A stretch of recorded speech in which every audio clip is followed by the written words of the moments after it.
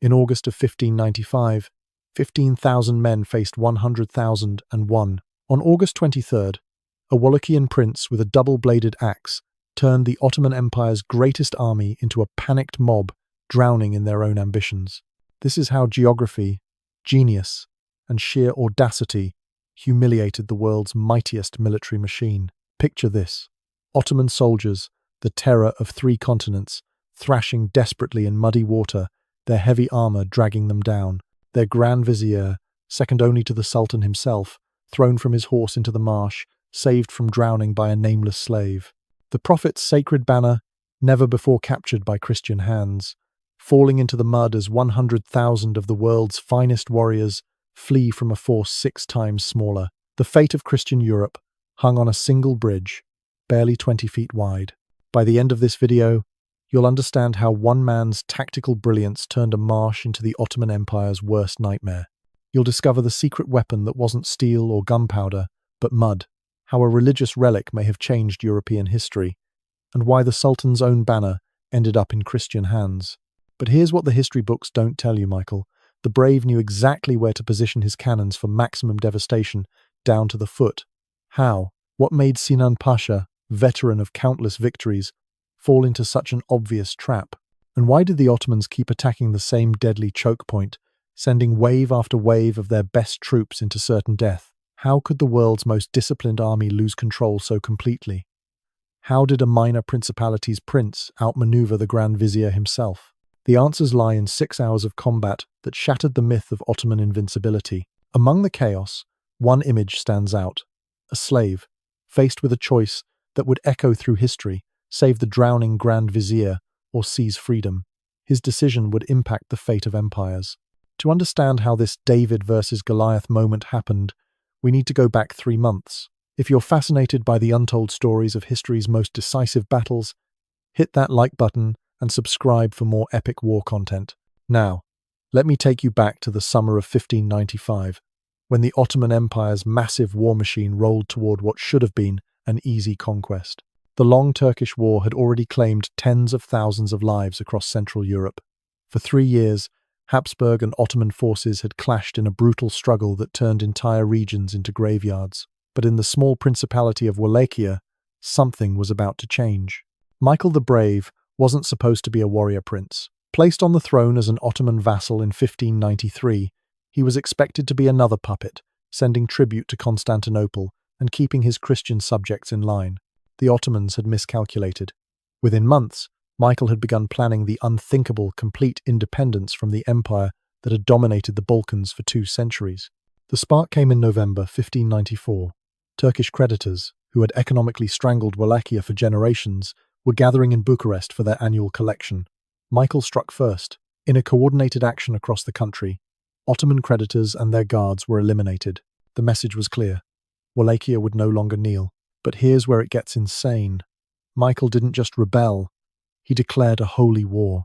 He sent envoys to the Pope, to the Holy Roman Emperor, to every Christian power, proclaiming himself the defender of Christendom's eastern frontier. For a ruler of a principality smaller than modern-day South Carolina to challenge an empire spanning 3 continents was beyond audacious. It was considered suicidal. Enter Sinan Pasha, the Ottoman Empire's iron fist. At 75 years old, he had crushed rebellions from Yemen to Hungary. As Grand Vizier, he commanded absolute authority over the Sultan's armies. When news of Michael's rebellion reached Constantinople, Sinan didn't just mobilize an army. He assembled the largest force seen in the Balkans in decades. This wouldn't just be a punishment. It would be an example to any other province considering defiance. The geopolitical chess game was complex. The Habsburgs were locked in their own death struggle with the Ottomans in Hungary. Poland watched nervously from the north. What happened next defied all military logic. While other Christian powers hesitated, Michael prepared to face the Ottoman colossus alone. He had 15,000 men, limited gunpowder, and a handful of cannons. Sinan was bringing 100,000 soldiers, the empire's finest janissaries, unlimited resources, and the absolute certainty of victory. By August 1595, Ottoman scouts reported back to Sinan. Wallachia's defences were pathetic. A few earthworks, some hastily recruited peasants, nothing that couldn't be swept aside in an afternoon. The Grand Vizier smiled. This would be over by September. But Michael had something Sinan couldn't have predicted: a perfect killing ground. The Ottoman war machine that crossed into Wallachia in August 1595 was a sight that made grown men flee their villages. Contemporary accounts describe a column stretching for miles, 100,000 soldiers in total, though Sinan would carefully deploy them in waves. The vanguard alone numbered between 12,000 and 40,000 elite troops, depending on which chronicle you believe. Behind them came the main force: Janissaries with their distinctive white caps, Sipahi cavalry in splendid armor, artillery trains with bronze cannons that had breached the walls of countless fortresses. The logistics alone were staggering. Each day, this army consumed tons of supplies. They brought engineers, bridge builders, siege specialists. This wasn't just an army. It was a mobile city devoted to destruction. Sinan Pasha commanded from a silk tent that required 50 men to erect, surrounded by his personal guard of 2,000 Janissaries. His war council included Hassan Pasha, the empire's finest cavalry commander, and veterans of campaigns from Persia to Austria. Against this behemoth, Michael the Brave had assembled 15,000 defenders. But what they lacked in numbers, they made up in composition. These weren't frightened conscripts. They were men fighting for their homeland. The corps consisted of 3,000 mercenaries, hardened veterans who had served in armies across Europe. Supporting them was 7,000 Wallachian infantry, armed with everything from muskets to farming implements. The real surprise was Michael's cavalry, 5,000 horsemen who knew every path, every stream, every hiding place in their homeland. But the Ottomans had made a fatal miscalculation about Michael's artillery. The Wallachian force had only 10 to 12 cannons. True. What the Ottoman scouts missed was where these guns were positioned and who was manning them. Michael had recruited artillery specialists from Transylvania, men who understood trajectory and timing with mathematical precision. Each cannon was placed not for maximum range, but for maximum devastation at specific points the Ottomans would be forced to cross. Hidden in the forests near Calugareni were the Sakali reserves under Albert Kirali, 3,000 mountain warriors who had fought Ottomans for generations. These men wouldn't enter battle immediately. Michael had given them specific instructions: wait, watch, and strike only when the enemy was fully committed. Patience would be their weapon. This is when physics became Michael's ally. The terrain around Calugareni was a defender's dream and an attacker's nightmare. The Neajlov River, while not particularly wide, was surrounded by marshland that extended for hundreds of yards on either side.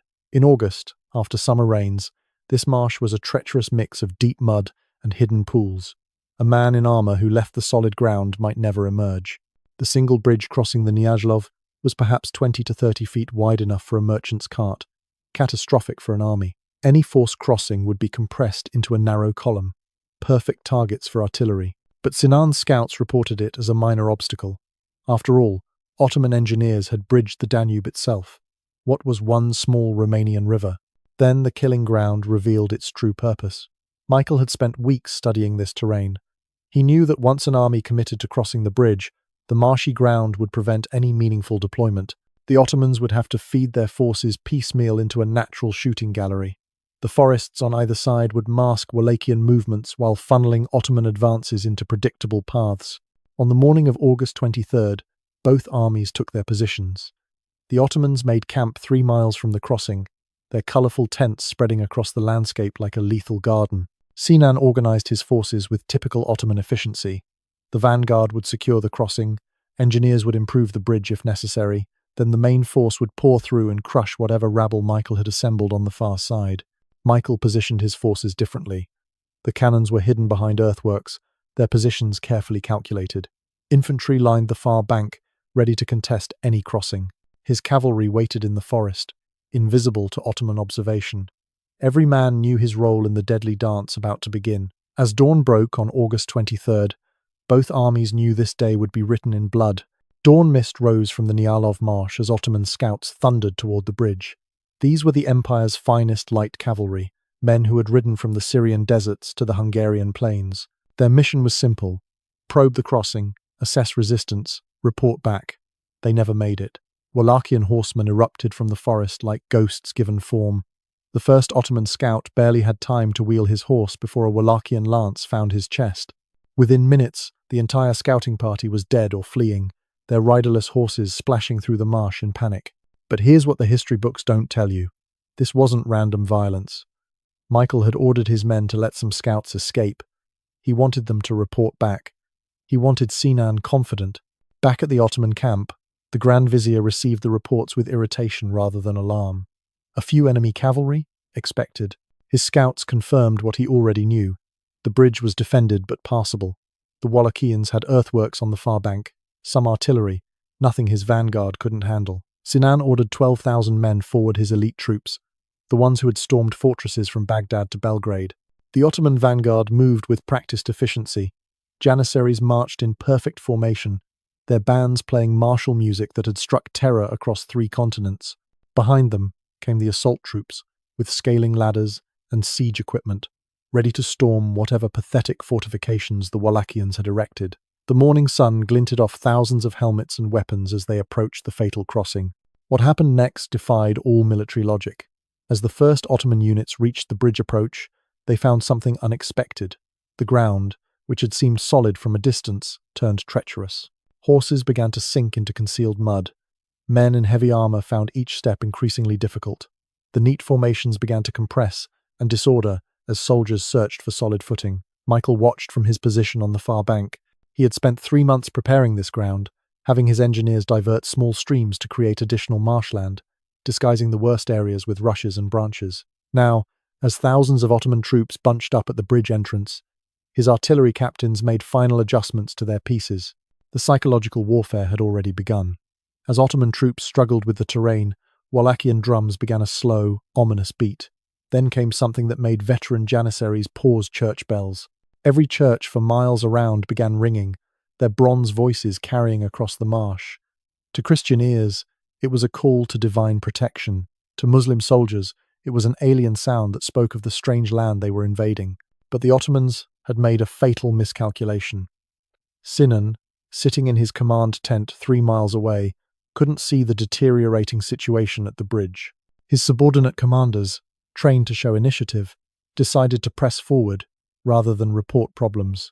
After all, these were elite troops facing provincial rabble. How hard could it be? The bridge itself became a bottleneck of epic proportions.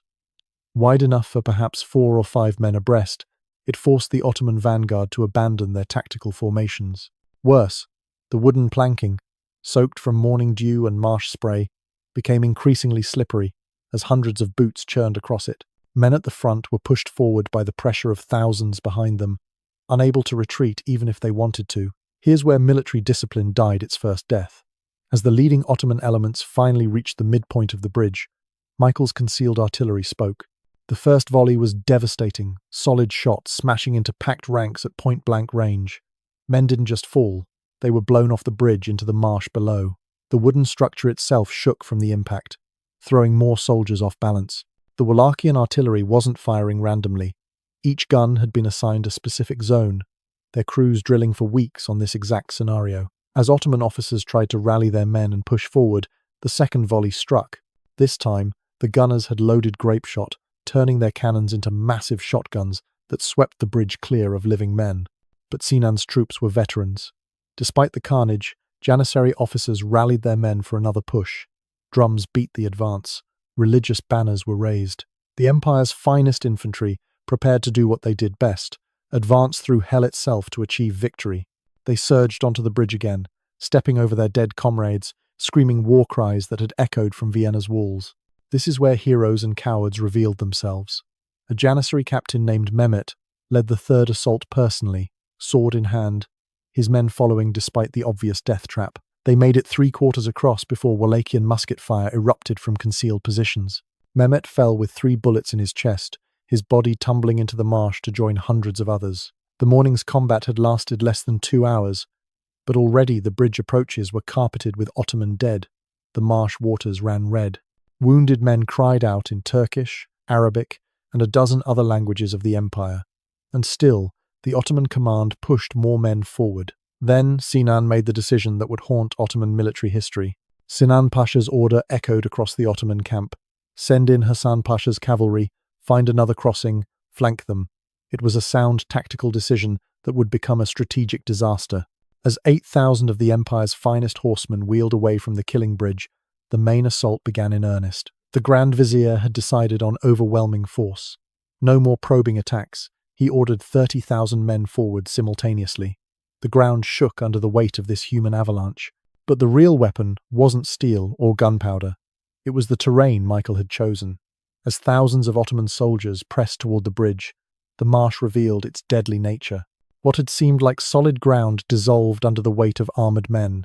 Soldiers found themselves knee-deep, then waist-deep in muddy water, their heavy equipment becoming death sentences. The Wallachian artillery had waited for this moment. As Ottoman forces bunched up in the natural funnel created by marsh and forest, every cannon opened fire simultaneously. The devastation was immediate and horrific. Solid shot carved bloody lanes through packed formations.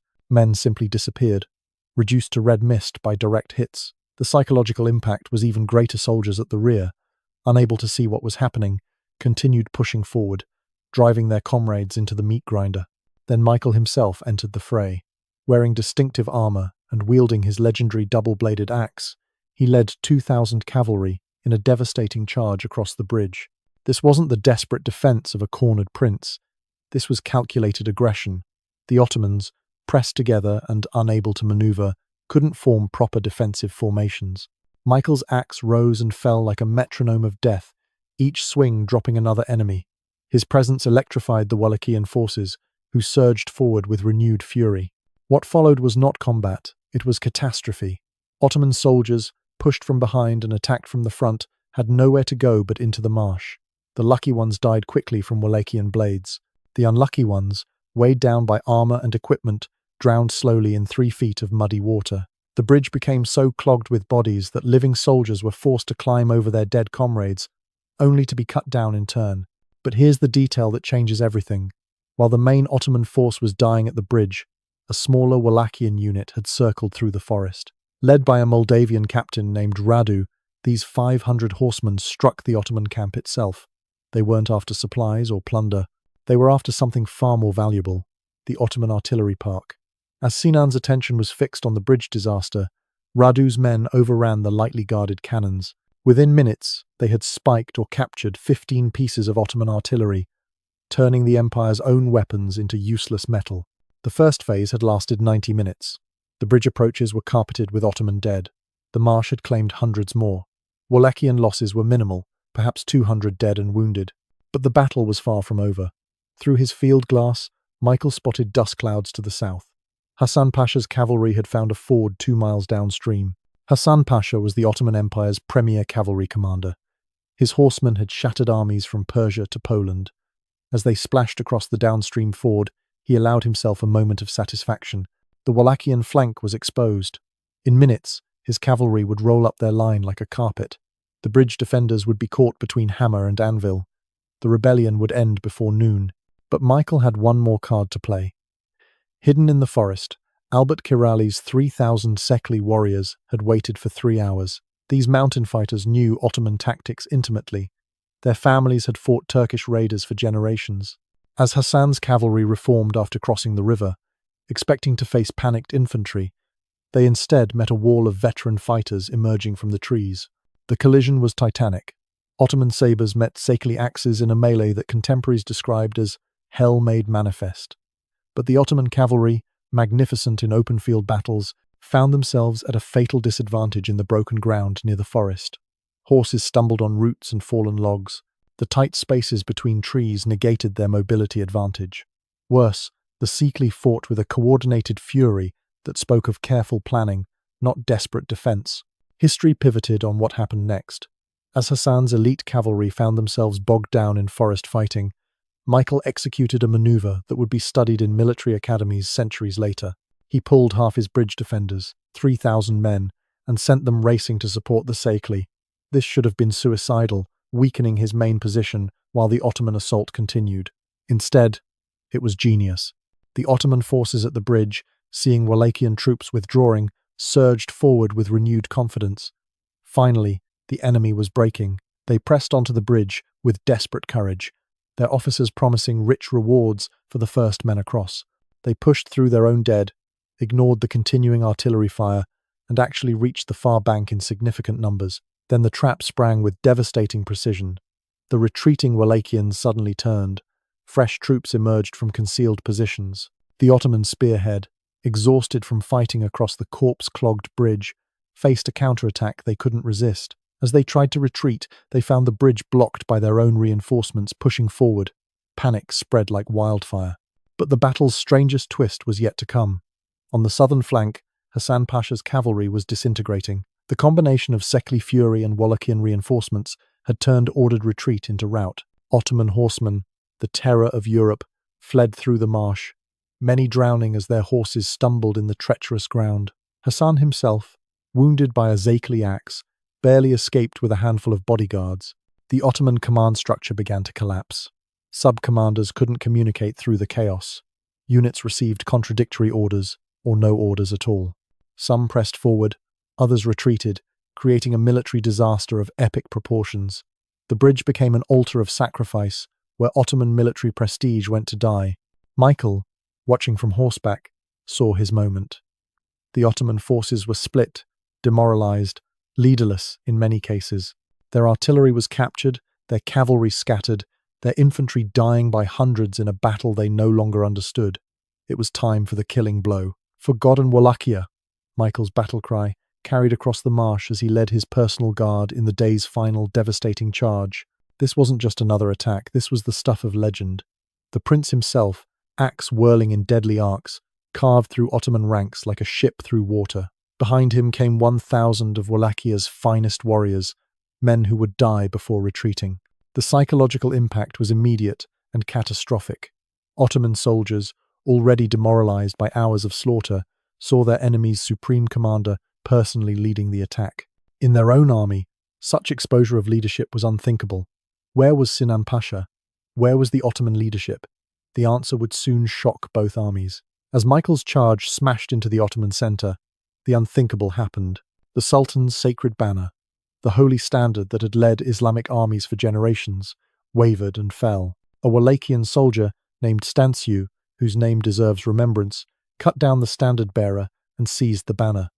For Ottoman troops, this wasn't just a military reverse, it was cosmic catastrophe. Allah's banner in Christian hands. The psychological blow shattered what remained of Ottoman morale. Then came the sound that haunted survivors for decades, the great crack of breaking timber. The bridge, weakened by hours of combat and the weight of thousands of men, began to collapse. Ottoman soldiers, still crossing, plunged into the marsh, their screams adding to the cacophony of battle. The only escape route was gone. This single moment would haunt Sinan forever. The Grand Vizier, moving forward to rally his troops, found his horse stumbling in the marsh. The animal, maddened by the smell of blood and the chaos of battle, threw the second most powerful man in the Ottoman Empire into 3 feet of muddy water. Sinan Pasha, weighed down by ceremonial armor, began to drown. What happened next remains one of history's great what-ifs. A nameless slave history records neither his name nor origin, saw his master struggling in the marsh. Here was freedom, handed by fate itself. The man who had owned him was drowning. No one would know if he simply walked away. Instead, this forgotten hero plunged into the water and dragged Sinan to safety. His decision saved the Ottoman command structure from complete decapitation and probably prevented an even greater Christian victory. Michael himself was now only yards from the Ottoman command group. Wallachian chronicles claim he personally cut down 3 Janissary officers trying to protect their leadership. His axe, red with blood, had become an instrument of divine vengeance in the eyes of his men. Ottoman resistance didn't just break, it evaporated. The retreat became a rout, then a massacre. Ottoman soldiers threw away weapons, armor, anything that might slow them down. They trampled their own wounded in desperation to escape. The marsh claimed hundreds more, as exhausted men in heavy equipment tried to flee through the treacherous ground. Wallachian cavalry pursued relentlessly, cutting down fugitives without mercy. The next 60 seconds would determine the fate of nations. Michael faced a crucial decision. His men were scattered across miles of battlefield, exhausted from 6 hours of intense combat. The Ottoman camp, rich with plunder, lay almost defenseless. But somewhere in that chaos, 60,000 fresh Ottoman troops remained uncommitted. Pushed too far, and victory could become disaster. "Reform the lines!" Michael's order rang out. "Let them run!" It was the decision that marked him as a great commander, rather than merely a brave one. The pursuit was called off. Wallachian forces began the grim work of consolidating their victory. The Battle of Călugăreni was over. The Ottoman age of invincibility had drowned in Romanian mud. The sun was barely past its zenith, but the marshy plain of Calugareni had become an open-air charnel house. As the last Ottoman fugitives splashed desperately through the blood-stained waters, Michael the Brave surveyed a victory that defied all military logic. The bridge that had promised Ottoman glory had become a monument to their humiliation, clogged with so many bodies that the Neajlov River had actually changed course, seeking new channels through the marsh. The immediate task was preventing a counterattack. Michael's commanders begged him to pursue, to turn tactical victory into strategic annihilation. The Ottoman camp lay nearly defenseless, its guards fled or dead. Inside waited the war chest of the Empire gold sufficient to fund Wallachia's defense for years. More importantly, Sinan Pasha himself was somewhere in that chaos, wounded and vulnerable. One more push might end Ottoman power in the Balkans forever. But fate had a twisted sense of humor. Even as Wallachian soldiers began stripping the dead and tending their wounded, Ottoman drums began beating in the distance. The uncommitted reserves, 60,000 fresh troops, were finally moving. Michael's scouts reported massive formations approaching from the east. The Grand Vizier, saved by his nameless slave, had managed to rally the remainder of his army. This is where military genius separated from mere courage. Michael ordered an immediate tactical withdrawal. His men protested. They had won. The field was theirs, but their prince understood what they didn't. His 15,000 men, now reduced to perhaps 13,000 effective fighters, were exhausted, low on ammunition, scattered across miles of battlefield. The Ottoman reserves were fresh, furious, and still vastly outnumbered the Wallachians. The withdrawal was a masterpiece of controlled retreat. Wallachian units pulled back in sequence, each covering the others. The captured Ottoman artillery 15 precious bronze cannons were dragged away by requisitioned horses.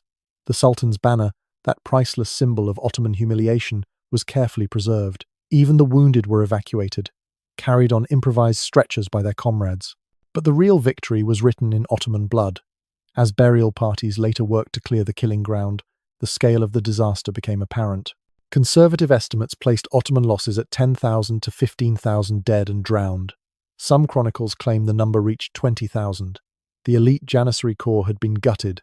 Hasan Pasha's cavalry, the finest horsemen in the empire, had lost a third of their strength. Wallachian losses? Perhaps 1,000 dead, 2,000 wounded. A 10-to-1 casualty ratio that belonged in mythology, not military history. But numbers alone couldn't capture the battle's true impact.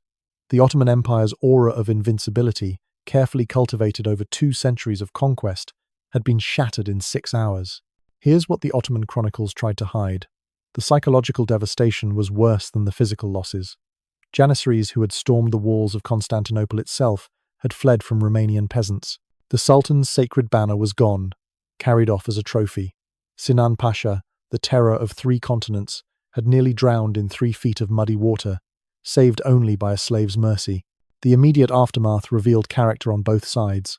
Michael forbade the torture or execution of Ottoman prisoners, a shocking display of Christian mercy in an age of religious war. Ottoman wounded were given the same medical treatment as Wallachian soldiers. Even more remarkably, when Sinan's personal effects were found abandoned on the battlefield, including letters from the Sultan himself, Michael ordered them returned under a flag of truce. But victory extracted its price in unexpected ways. As Wallachian soldiers looted Ottoman corpses, they discovered something disturbing. Many of the dead weren't Turkish at all. They were Christians, Serbs, Bulgarians, Greeks, even some Romanians, all pressed into Ottoman service. Men who shared their faith had died trying to destroy their freedom. The moral simplicity of Christian versus Muslim collapsed into the complex reality of empire versus independence. The captured Ottoman artillery revealed another secret. These weren't just any cannons. Several bore the marks of Christian foundries, sold to the Ottomans by merchants who valued profit over faith. The same European powers that proclaimed themselves defenders of Christendom had armed its enemies. Michael ordered these particular pieces melted down, their metal reforged into church bells that would ring Wallachia's freedom. As night fell on August 23rd, 1595, the full magnitude of what had occurred began to sink in. A principality everyone had written off as doomed had bloodied the nose of the world's mightiest empire. David had not just faced Goliath, he had left him bleeding in the mud. Word spread like wildfire across Europe. In Vienna, The Habsburg emperor received the news with stunned disbelief. In Rome, the Pope ordered Te Deum sung in every church. In Constantinople, Sultan Mehmed III would reportedly rage for days when informed of the disaster. But Michael knew the truth. This wasn't an ending, it was a beginning. As he watched the sunset paint the marsh red, eerily mimicking the day's slaughter, he was already planning the next moves. The Ottoman Empire would return, stronger and more determined. Today's victory had bought time, nothing more. The question was, would it be enough? But winning the battle would prove easier than winning the war.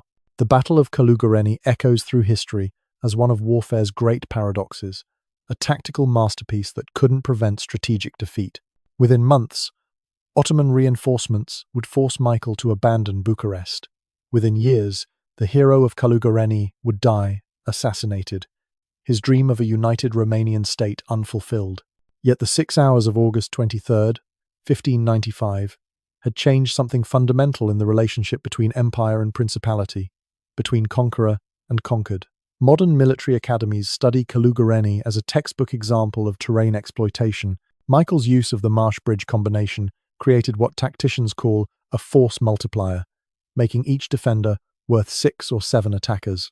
His artillery placement, studied through archaeological excavation, shows mathematical precision that wouldn't be out of place in a 20th century defensive position. The controlled withdrawal after victory demonstrates strategic wisdom rarely seen in medieval commanders drunk on battlefield success. But this defeat haunted Ottoman planning for decades. Never again would they underestimate Romanian resistance. Never again would they assume that numerical superiority guaranteed victory. The loss of the Sultan's banner, eventually returned through diplomatic channels, but forever tainted by capture, became a symbol of Ottoman vulnerability that encouraged rebellions from the Balkans to the Arab provinces. For Romanian national identity, Calugareni became sacred ground. The monastery Michael built in gratitude still stands, its bells cast from captured Ottoman bronze still ringing across the countryside.